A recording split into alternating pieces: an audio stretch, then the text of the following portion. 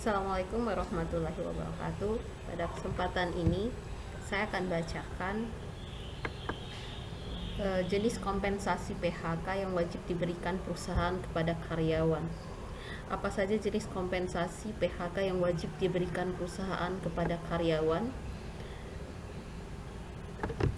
Dalam perjanjian kerja waktu tidak tertentu PKWTT, masa berlaku perjanjian tidak terbatas dan otomatis berakhir ketika pekerja memasuki masa pensiun atau meninggal dunia saat masa aktif. Meski demikian, Undang-Undang Ketenagakerjaan Nomor 13 Tahun 2003 memungkinkan salah satu pihak mengakhiri perjanjian melalui pemutusan hubungan kerja atau PHK, yakni apabila kita lihat bersama-sama apa yang menyebabkan seseorang di PHK dari pekerjaannya. Yang pertama, pekerja mengundurkan diri atas kemauan sendiri. Hubungan kerja diakhiri tanpa penetapan lembaga penyelesaian perselisihan hubungan industrial berdasarkan pasal 162. Kemudian yang kedua, pengusaha melakukan PHK. Ketika pengusaha melakukan PHK, hubungan kerja diakhiri melalui penetapan lembaga penyelesaian perselisihan hubungan industrial. Dalam hal ini, Pengadilan Hubungan Industrial PHI. Namun, pengusaha wajib melakukan perundingan dengan karyawan atau serikat pekerja lebih dulu. Pasal 151 dan 152.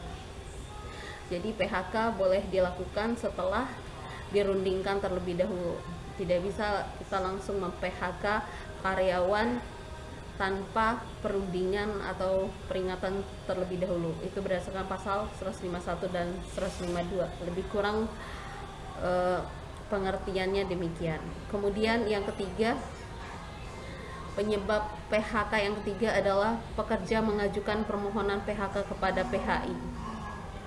Apa tadi PHI? Pengadilan Hubungan Industrial. Dengan alasan pengusaha menganiaya, menghina secara kasar atau mengancam pekerja, menyuruh pekerja melakukan perbuatan yang melanggar undang-undang, terlambat membayar upah 3 bulan berturut-turut atau lebih, tidak melakukan kewajiban yang dijanjikan, memerintahkan pekerja melakukan pekerjaan di luar yang diperjanjikan, atau memberikan pekerjaan yang membahayakan jiwa, keselamatan, kesehatan, dan kesusilaan, dan pekerjaan tersebut tidak dicantumkan berdasarkan perjanjian pasal 169 Undang-Undang Ketenagakerjaan. Jadi berdasarkan PHK yang ketiga, pekerja mengajukan permohonan PHK kepada PHI, Pengadilan Hubungan Industrial. Maksudnya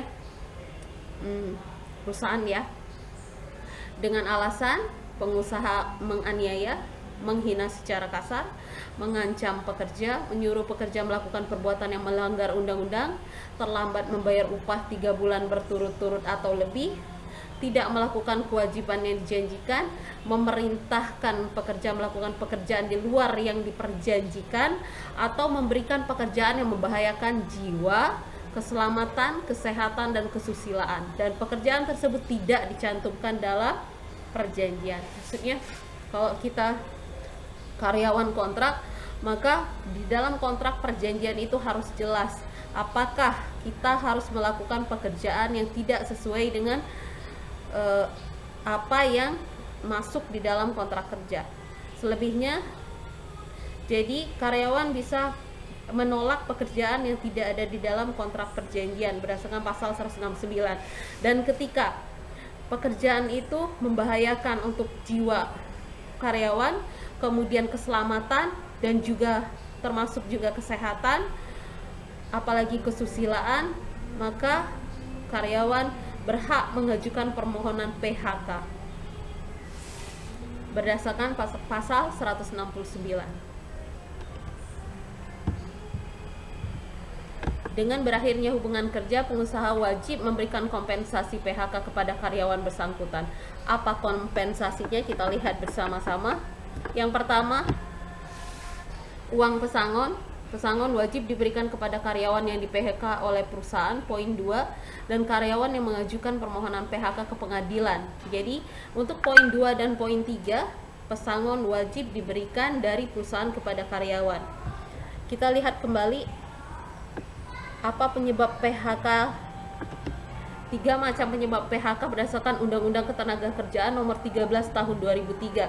Kalau atas kemauan sendiri, maka tidak ada pesangon. Tapi untuk yang kedua dan ketiga, pengusaha melakukan PHK, ketika perusahaan melakukan PHK terhadap karyawannya, maka karyawan berhak mendapatkan pesangon. Begitu juga ketika pekerja mengajukan permohonan PHK kepada PHI berdasarkan alasan-alasan yang tertulis sesuai pasal 169 dan tidak masuk di dalam kontrak kerja atau perjanjian pekerjaan, maka karyawan pun mendapat pesangon.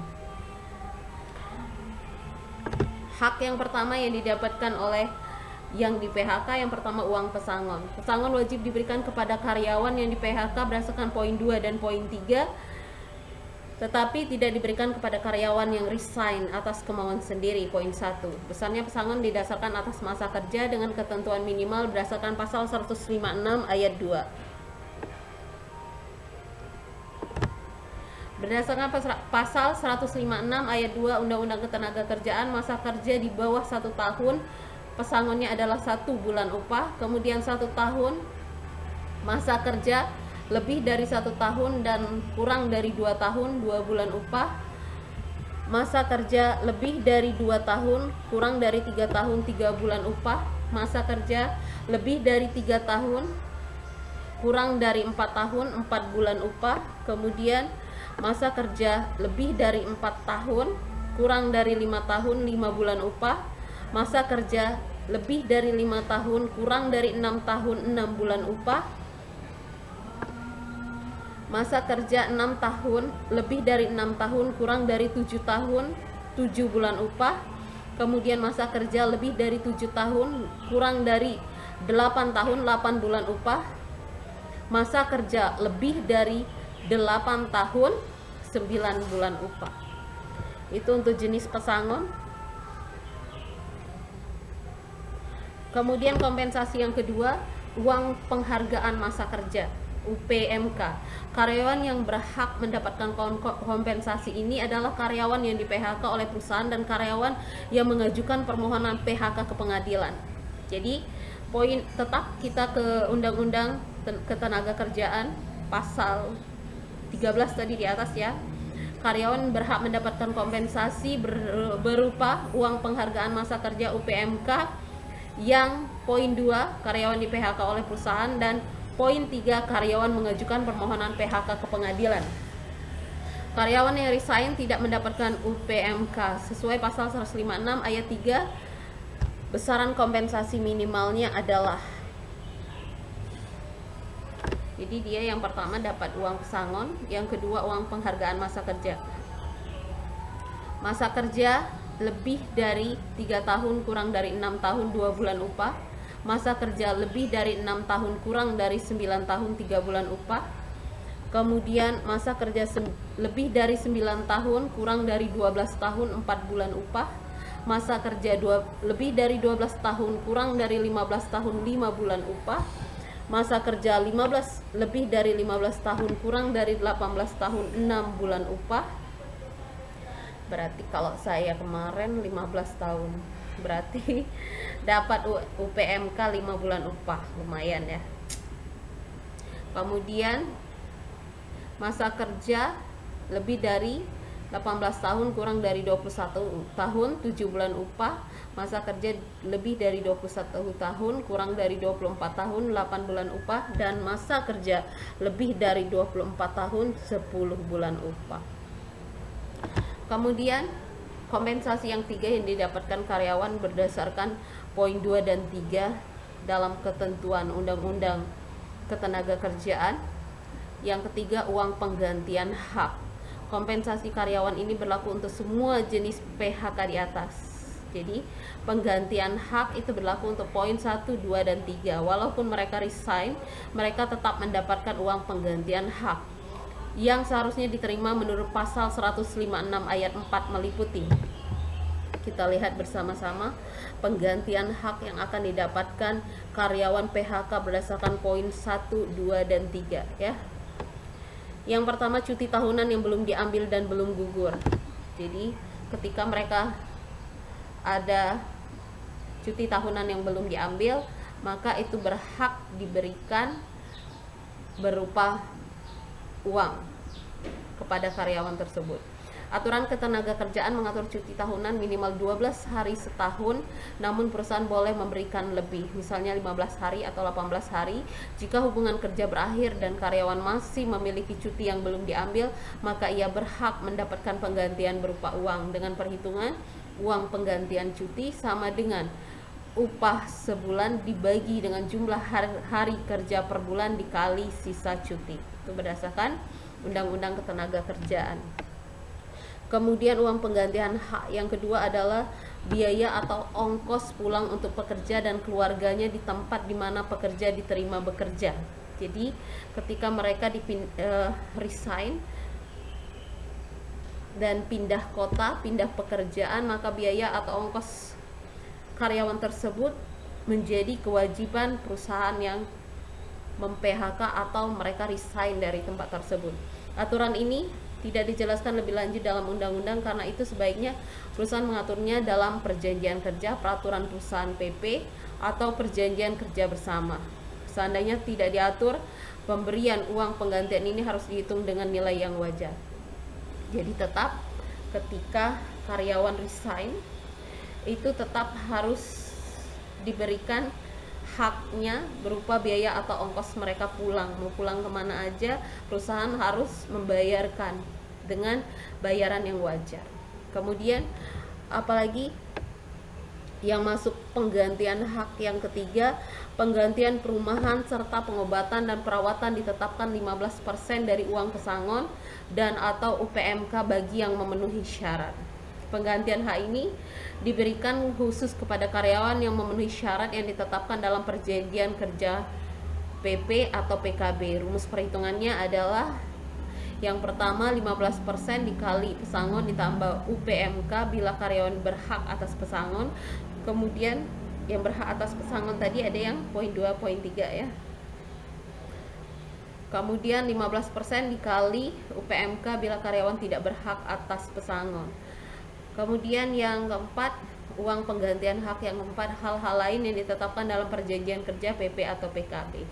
Jadi apapun yang masuk di dalam perjanjian kerja yang termasuk memberikan nominal berupa upah, maka harus diberikan penggantian haknya ketika mereka resign atau berhenti dari pekerjaannya. Apalagi kompensasi yang didapatkan oleh seorang karyawan ketika mereka di PHK atau resign dari satu pekerjaan. Yang keempat adalah uang pisah. Kompensasi ini khusus untuk PHK yang disebabkan karyawan resign atas kemauan sendiri. Karyawan yang diberhentikan perusahaan karena mangkir dari kerja 5 hari berturut-turut tanpa keterangan tertulis yang dilengkapi bukti yang sah dan telah dipanggil 2 kali oleh pengusaha juga termasuk PHK atas dasar karyawan mengundurkan diri. Ketentuan uang pisah diatur dalam perjanjian kerja PP atau PKB sehingga perhitungannya tidak sama untuk setiap perusahaan. Namun, jika tidak diatur tidak berarti menggugurkan kewajiban perusahaan untuk membayar uang pisah. Berdasarkan banyak kasus gugatan karyawan di PHI atas uang pisah, putusan hakim selalu memenangkan penggugat dan mewajibkan perusahaan membayar uang pisah yang perhitungannya sama dengan UPMK. Ya. Berarti ketika karyawan mogok kerja terus dinyatakan berhenti oleh satu perusahaan, maka perusahaan harus tetap memberikan kompensasi berupa uang pisah kepada karyawan tersebut. Ketika dituntut di pengadilan, maka pengadilan akan membenarkan penggugat. Jadi perusahaan akan kalah. Kemudian yang kelima, apa kompensasi yang kelima? Upah proses. Kompensasi ini timbul karena proses PHK oleh pengusaha. Sebelum ada putusan PHI mengenai penetapan PHK sesuai pasal 155 ayat 2, pengusaha dan pekerja harus tetap melaksanakan segala kewajibannya. Selama pekerja masih bersedia melakukan pekerjaan tetapi pengusaha tidak mau mempekerjakan dan tidak pula melakukan skorsing, maka pekerja berhak memperoleh upah proses. Besarnya upah proses biasanya bergantung hakim yang mengadili perkara dan dimasukkan dalam putusan akhir.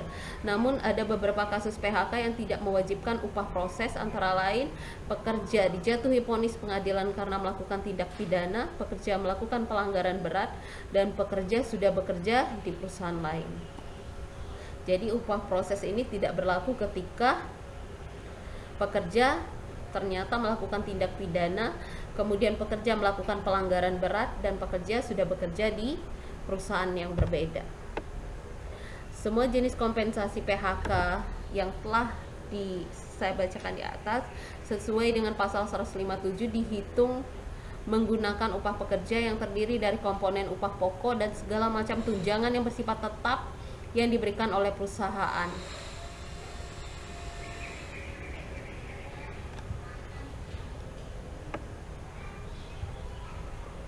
Ya, sudah kita tahu bersama-sama bahwa tentang PHK, apa saja yang menyebabkan PHK. Tadi ada 3. PHK atas kemauan sendiri, yang kedua di PHK oleh perusahaan, yang ketiga di PHK PHK resign karena tidak sesuai dengan perjanjian. Kompensasinya tadi sudah kita tahu, ada 5 kompensasi yang menjadi hak dari orang yang di PHK. Saya hanya membacakan, dan sebelumnya juga saya pernah mengajarkan tentang hukum perburuhan di Sekolah Tinggi Teknologi Pagarawan. Jadi apa salahnya kita kupas sedikit, dan ini ada hubungannya juga dengan ekonomi, karena basic saya juga adalah ekonomi sumber daya manusia. Semoga bermanfaat. Assalamualaikum warahmatullahi wabarakatuh.